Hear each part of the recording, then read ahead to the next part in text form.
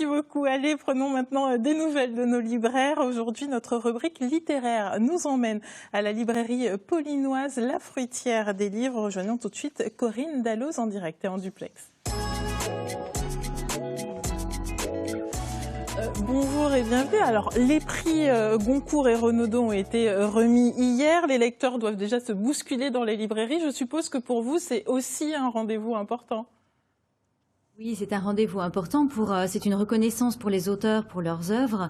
Et donc, bien sûr, les lecteurs sont au rendez-vous et les libraires aussi. De quelle manière vous pensez les mettre en valeur, ces prix littéraires ? Alors, ces prix littéraires sont toujours mis en valeur sur nos tables, dans nos vitrines, avec les bandeaux des éditeurs, comme nos coups de cœur, avec nos petits bandeaux et nos conseils.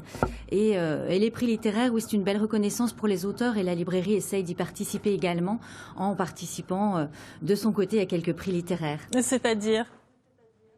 C'est-à-dire que la librairie paulinoise a fait partie du jury du prix Orange l'année dernière, 2016, qui a couronné le livre de Vincent Message, Des Fêtes des maîtres et possesseurs, et a pour le projet de participer au jury du prix des libraires qui va se mettre en place là, cette année à nouveau. Et vous participez également à des festivals ?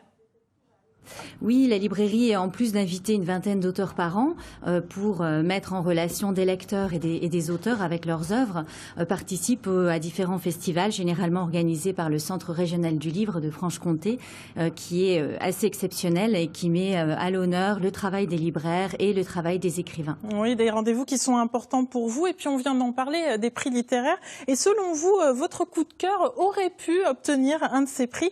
C'est Le règne animal de Jean-Baptiste Del-Amo. En quoi ce livre, selon vous, aurait pu remporter un prix ?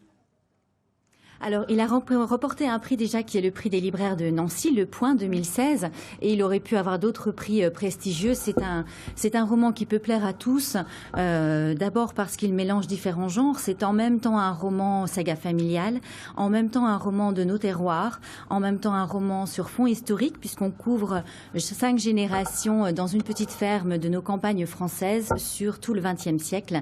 Et c'est un roman qui est porté en plus par une écriture qui est magnifique, qu'on a plaisir à lire soit au creux de son lit, soit à voix haute, et un roman qui porte différentes thématiques qui sont précieuses aujourd'hui puisqu'elles touchent autant la souffrance, le bonheur ou le malheur des êtres humains, mais d'autres êtres vivants comme le sont les animaux, d'où le titre Règne animal. Pensez-vous, selon vous, c'est une sorte de lanceur d'alerte ? Oui, on peut dire ça, tout comme le livre de Vincent Message. Le livre de Jean-Baptiste Del-Amo, Règne animal, est un livre éveilleur de conscience, lanceur d'alerte.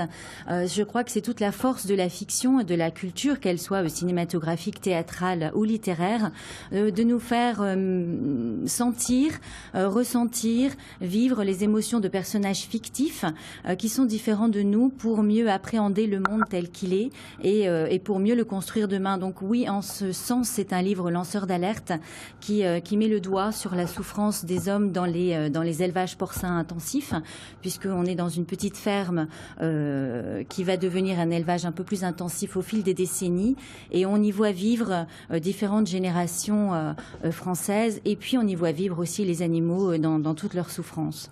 Donc oui, c'est un livre lanceur d'alerte. Eh bien, merci beaucoup pour ce coup de cœur, ça nous donne envie de le lire. Donc Jean-Baptiste Del-Amo, Le règne animal, merci à vous. Et puis